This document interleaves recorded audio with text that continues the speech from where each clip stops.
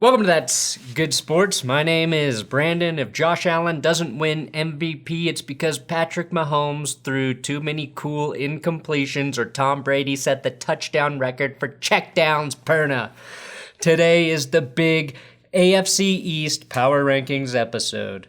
Where do these teams stand after the draft and free agency? Well, I will tell you, and unlike those other clowns, I will actually be correct.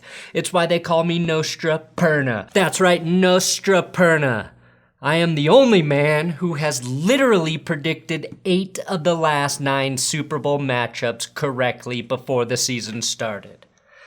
Don't look it up. Today, we will think about these questions. Can the Patriots retake the division? Will Zach Wilson's mom call Robert Saleh a whore? Like a whore in church. Will the Dolphins cut or trade all of their free agents again? Let's power rank the AFC East. It's good sports.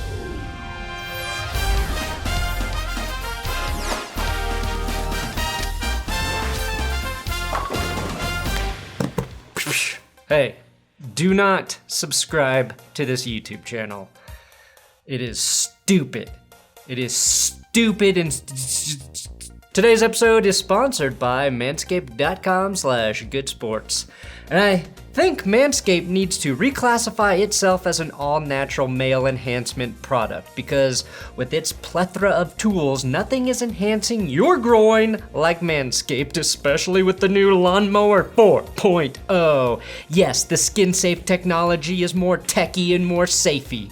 Honestly, this tool is a work of art, like my body after Manscaped came into my life. It's got a 2-tone black matte finish that you can now charge wirelessly. Manscaped also added a travel lock feature to ensure there's never some weird buzzing noise coming from your travel bag.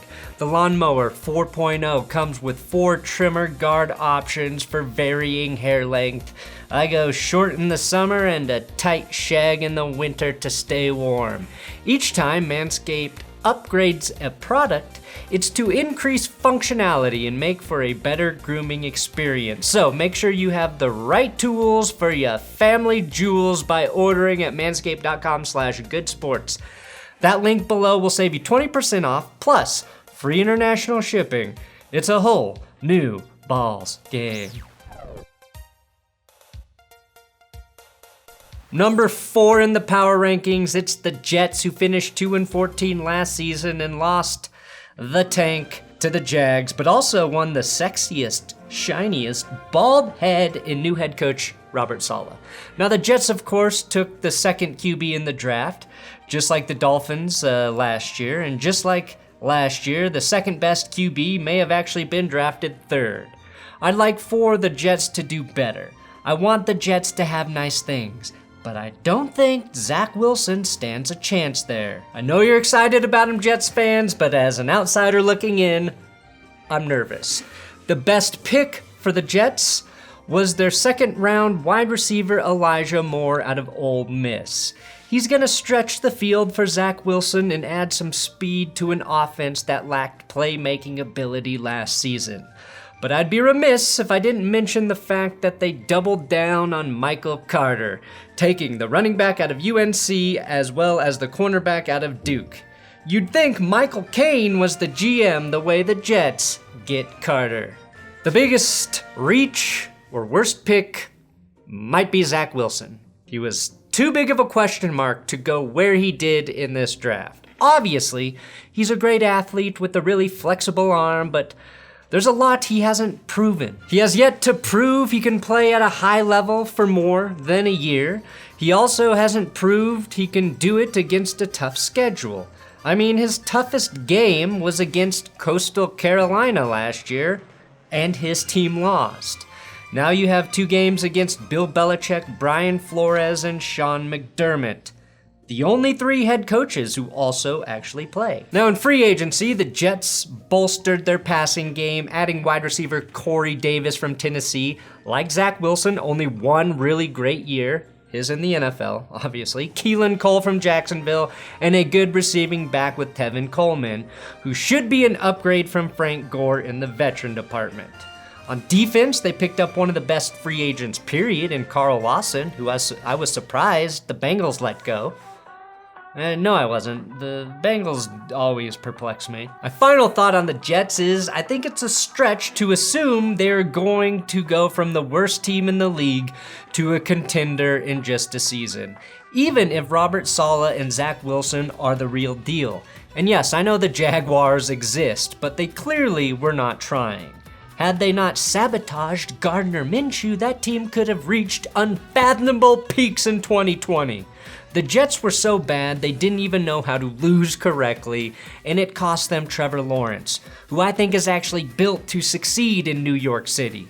So I think they could be building something, but it'll take at least another year to wash the smell of Adam Gase and company off of New York. Even with the bleach bath that is the Zach Wilson bloodline. Number 3 in my AFC East power rankings is the Miami Dolphins, who were 10-6 last season. Is there any point of having a Rip Van Ginkel on the roster if you lost your Fitz magic? Wake me up when the Dolphins know how to fucking navigate an offseason. I think the fact that they played well last year is distracting us from the other fact that they handle free agency like a drunk chicken with its head cut off. This March, Miami traded with Tennessee for tackle Isaiah Wilson, who had more red flags around him than Minesweeper, and after he was late to every single thing the Dolphins needed him to show up for, they cut him just 12 days after acquiring him. They cut Kyle Van Noy after 1 season into a 4-year deal. They signed Jason McCourty because separating twins never backfires. They traded away Shaq Lawson and Eric Flowers 1 year into 3-year deals, and they straight up cut Jordan Howard after week 10 last season. 4 of their 5 biggest free agency signings from 2020 gone. I think at least 7 total from that group are gone. That could go down as one of the most meaningless free agency classes of all time, and nobody noticed because the Jets are that bad. But if Tua is not good, the Dolphins will be sneaking up on them quickly. On to their best pick. A way to make up for being terrible in free agency is to draft well, and Miami may have done just that. Waddle, a solid pick at 6, we all know that, but I think their best pick was edge defender Jaylen Phillips at 18. He has to be, because if he's not, they messed up by not drafting Kwity Paye at 18. There's more of an upside with Phillips, but he's had so many concussions that UCLA forced him to medically quit playing college ball. He transferred to Miami because the state of Florida doesn't acknowledge concussions, and he thrived. If he stays healthy, this could be a Pro Bowl perennial edge rusher. Their biggest reach? I was a little surprised to see the Dolphins take Javon Holland in the early 2nd round over other safeties like Trayvon Moreg and Richie Grant.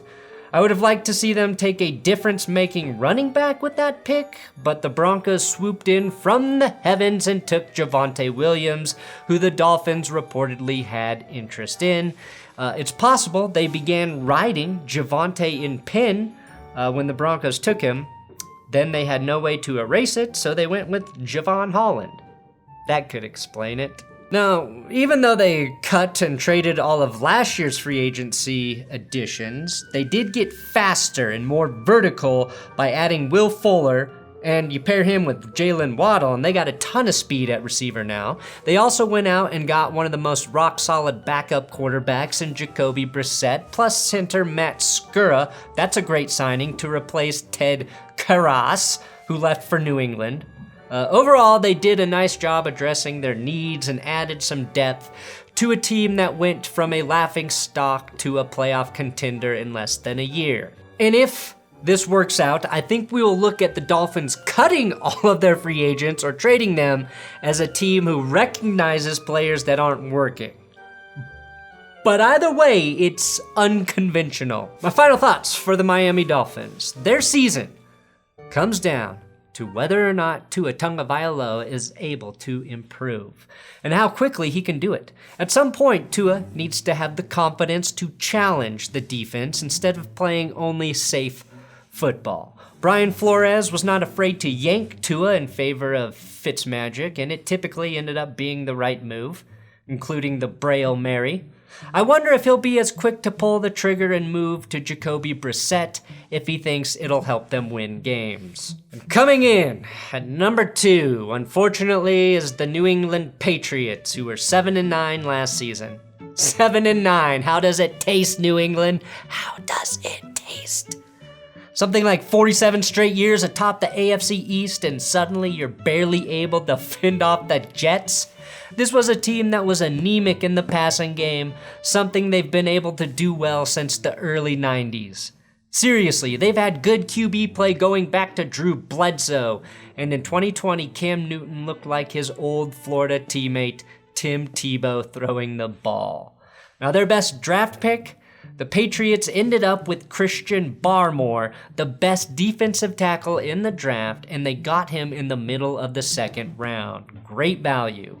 Oh, and surprise, he went to Alabama. I don't trust the Patriots on much in the draft, but a defensive tackle out of Alabama seems like their wheelhouse, especially given the value. Second best pick, Joshua Bledsoe in the 6th round, safety. If Mac Jones is the next Tom Brady, then he needs to have a Bledsoe on the roster to succeed, plain and simple. Biggest reach? Well, a few months ago, you would have called Mac Jones the biggest reach at 15, but since Kyle Shanahan smokescreened his stock through the roof, no one is going to make fun of the Patriots for that pick. In fact, it's starting to look pretty good to most people. Instead, I think their biggest reach was their 4th round pick, Ramondre Stevenson, running back out of Oklahoma. First of all, I have no faith in the Patriots' ability to draft running backs after picking Sony Michel over his teammate Nick Chubb. Stevenson also doesn't give you anything that Michel and Damian Harris don't already have, which is to say backs who are best at pounding the ball inside. Key free agents for the Patriots? Holy fuck. Who didn't the Patriots sign in free agency? Allow me to just read off a list of names who are now under contract of the New England Patriots. Tight ends, Hunter Henry and Jonnu Smith. Wide receivers, Nelson Aguilar and Kendrick Bourne. Henry Anderson, Trent Brown, Montavious Adams, Davin Gaucho, Matthew Judon. Don't let him catch you at a strip club. Raekwon McMillan, Ted Karras, Jalen Mills, Leroy Reynolds, and Kyle Van Noy. I spot 4 legitimate difference makers here: Judon, Henry, Jonnu Smith, and the return of Kyle Van Noy. And they have roughly $170 million invested in those 4 players over the next 4 years. Also remember, the Patriots had the most opt-outs in 2020, so even without spending a ton of money in free agency, like Bobby Kraft at a whorehouse, New England, in theory, should have had a better roster heading into 2021. My final thoughts about the Patriots? I just want to leave you with this nugget from Warren Sharp. The Patriots have a rest disadvantage of -15 days, which is the worst in the NFL. Basically, they got fucked over by the schedule makers. Does this matter? Yes, it does. Should you feel bad for the Patriots? Well, that depends. Do you remember them playing the easiest division for the last 2 decades? If so, then no, you should not feel bad for them. My guess is that Cam Newton gets benched for Mac Jones sooner rather than later, and Jones looks pretty efficient throwing easy passes to wide open Hunter Henrys and Jonnu Smiths. And finally, the number 1 power ranked team in the AFC, your Buffalo Bills, who were 13-3 last season. Buffalo all the way this time! Obviously, last year, the Bills won the AFC East for the first time in the 21st century because Josh Allen took the biggest leap I have ever seen a pro quarterback take. And this Bills team was able to overcome the Hail Murray midseason, and they vanquished the Patriots finally.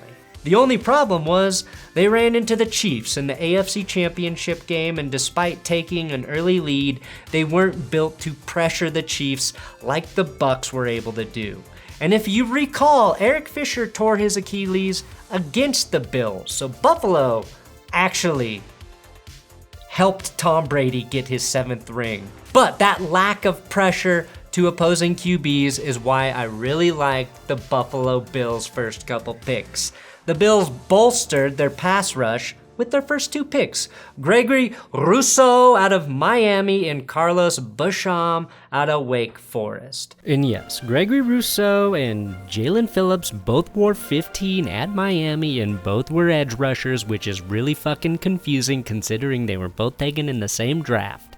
But Rousseau opted out of 2020. The Bills also spent their 2020 first round pick on another defensive end, AJ Epinesa, and in 2019 drafted Ed Oliver. Even if those guys haven't broken out yet, I like that they have a clear formula. Take an early lead with their passing game, and then let their pass rushers loose. Their biggest reach in this draft? Well, it's pretty hard to reach when you're picking 30th overall, although some would look at Rousseau and make a big deal out of the fact that he's a former wide receiver who opted out in 2020 and say that's a really risky pick. I would look for him to get some picks as a defensive edge rusher. I'd also say, when you're picking that late with a good team to begin with, it's worth taking a high-risk, high-reward type of player. I also think it's fair to say that I didn't really see a reach in this draft class.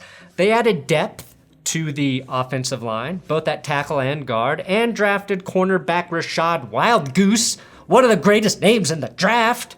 The goose is loose. Last time Bills fans said that about a player, he was pretty damn good.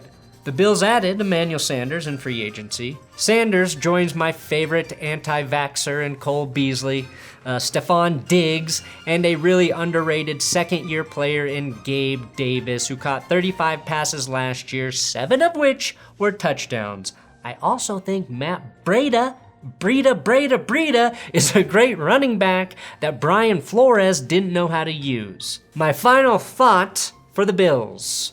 Don't be shocked if this team isn't 13-3 again. Wait, obviously 13-3 can't happen again, but you get my point. That doesn't mean they can't go to the Super Bowl, but this division could be tougher than it was last season. The upside is the Bills have the 10th easiest schedule in 2021, plus you have to expect a bit of a regression from Josh Allen. If you want to look at this season realistically, you have to expect that. I hope he doesn't, and that I get thrown through a folding table for even suggesting it, but it wouldn't totally surprise me. Just like we saw, quote, a regression from Patrick Mahomes after throwing 50 touchdown passes in a season. So instead, I'll predict he finishes second in the MVP race. That's right, second for Josh Allen, as Aaron Rodgers wins it again, this time for my Broncos, who will be Buffalo's last stop to the Super Bowl. If it's not the Broncos, then Billy Boys, I will be your #1 fan. Thanks for watching That's Good Sports AFC East breakdown. I will try to get through every division. If you like these things, let me know. If you don't, watch the video on the screen right now. It might be better.